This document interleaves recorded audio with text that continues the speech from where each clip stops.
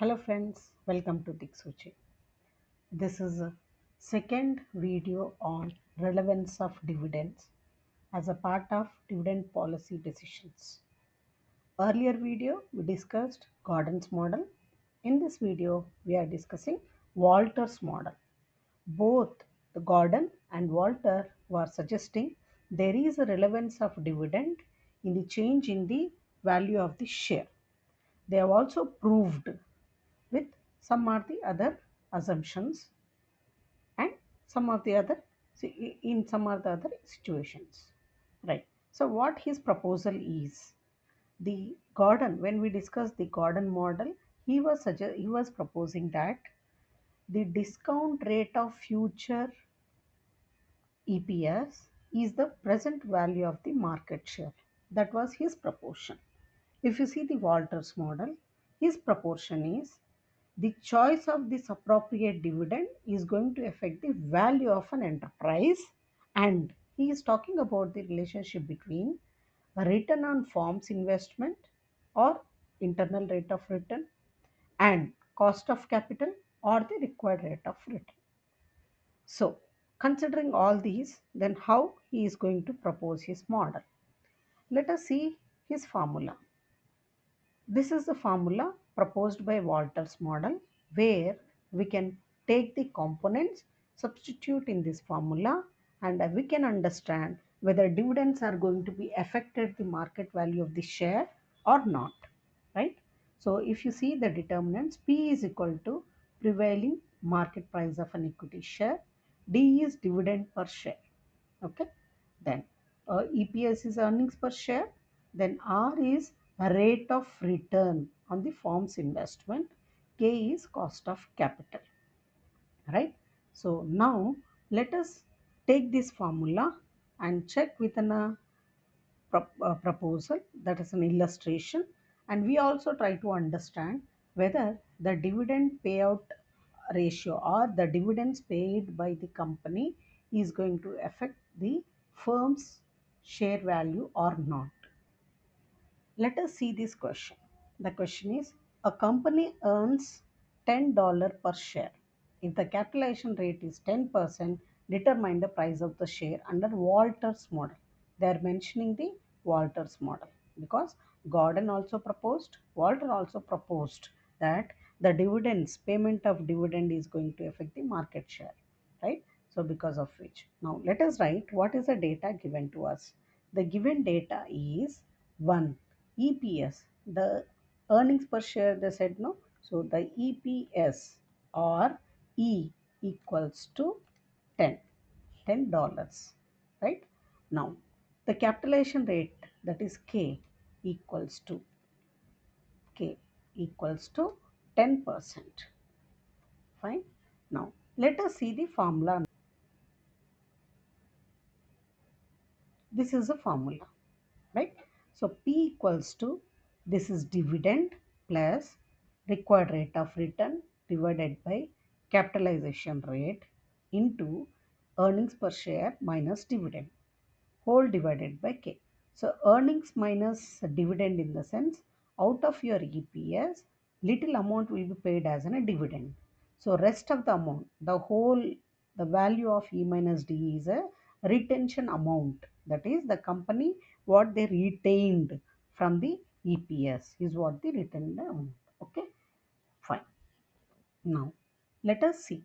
If you see the question, EPS is given, that is E is given, no D is given, K also given. So we don't have the D value and we don't have the R value.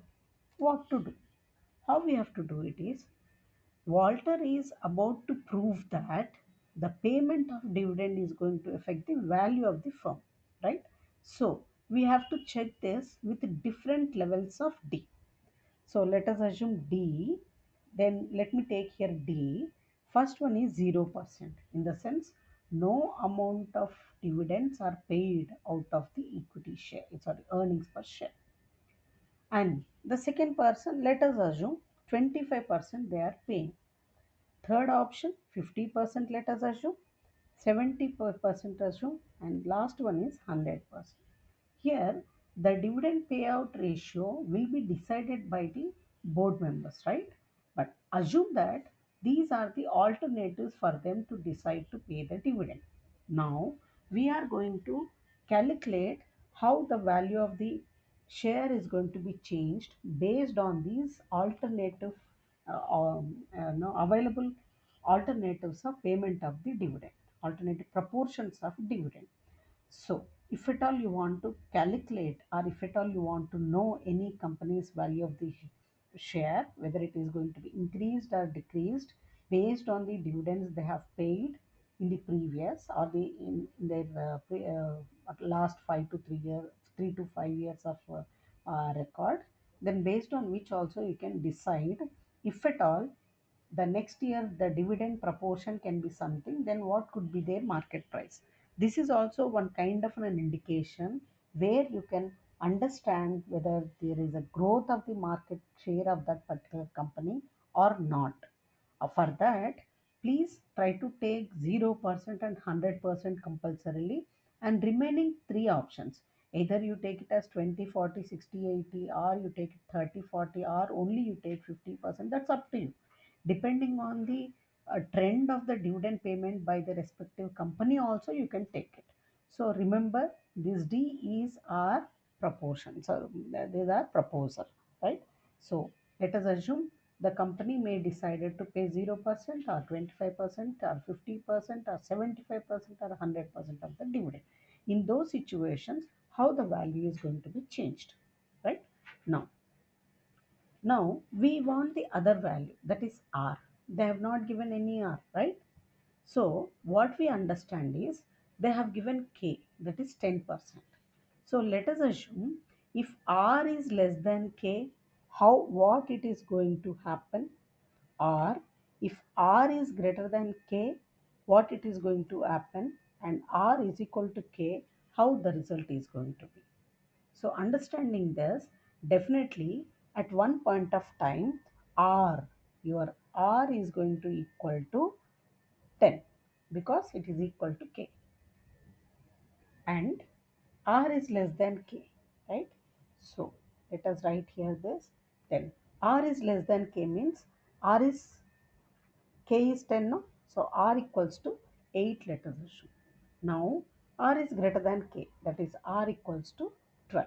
Let us understand how this R also is going to be affected, because his proposition also considers the rate of return, capitalization rate, and the dividend and EPS, right? So let us calculate R 8%, D 0%, how the P is, what the P is, right? So here 0% in the sense, out of 10 rupees of E, we are paying 0%, in the sense dividend will be 0, right? So when D is 0, P equals to, now if you substitute in this formula, if you see the numerator D, that is 0, plus R, R is 0.08 divided by 0.10, right? So, and the next is E minus D. What is E here? 10. What is D? 0, right? Divided by 0.10. This is what you need to substitute. Now P equals to, take the denominator first, 0.10. Now let us see the numerator. 0 plus anything is the same number, no? So here if you see 0.10, 0.08, that is zero point 0.8 into 10 minus 0. 10 minus 0 in the same number, 10, right? This is going to give you zero point 0.8 into 10 is 8 divided by 0.10 is equal to 80. So this is your P, value of the share. Same procedure you are applying for 25%. If you want to apply for 25%, D will be 2 rupees 50 paisa, right? So then P equals to your D, that is 2 rupees 50 paisa, plus R is same, 0.08 divided by 0.10 into, out of 10 rupees you have paid 2 rupees 50 paisa, whole divided by 0.10. So denominator, let us write it as it is. Now here it is 2.50 plus this is zero point 0.8 into 10 minus 2.50 is 7.50, right? Now the value will be, so denominator let me write as it is. So this is 2 rupees 50 paisa plus zero point 0.8 into 7.50, the value is 6. So here 6 plus 2, 8. 8 rupee 50 paisa divided by 0.10. So this is going to give you 85 rupees. In the sense, when R equals to 8%, when D is equal to 0, P is 80 rupees. Right?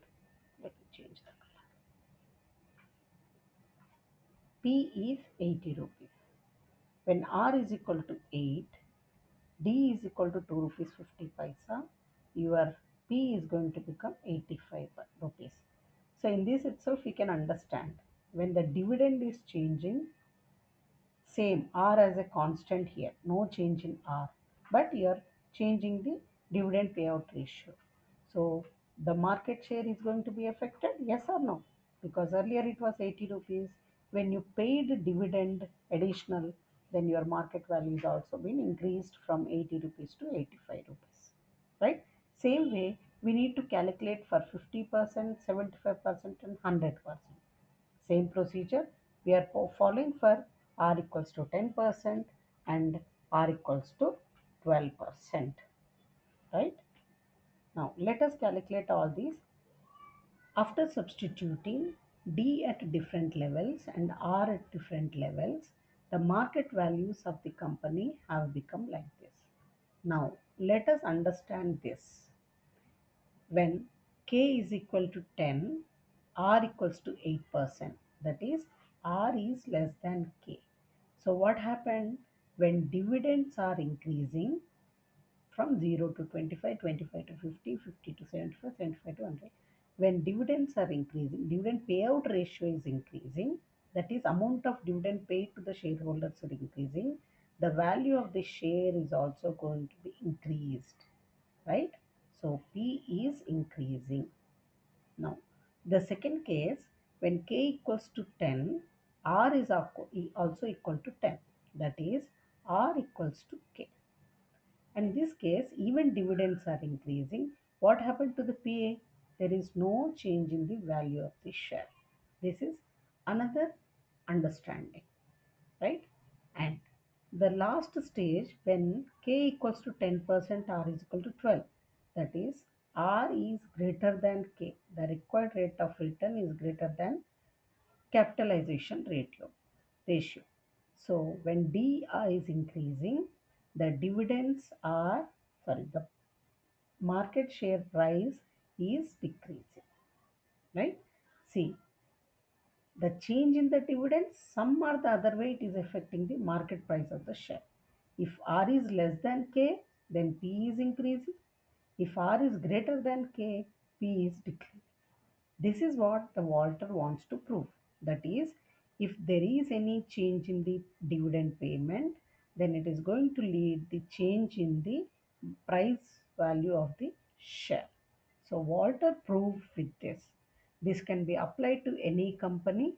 When whichever the company you wanted to invest, then you can understand whether the price value is going to be changed in future or not, depending on the payout ratio or dividend payment by the companies in the last periods, right? So this is what Walters. Let us see in the next video. Till then, take care.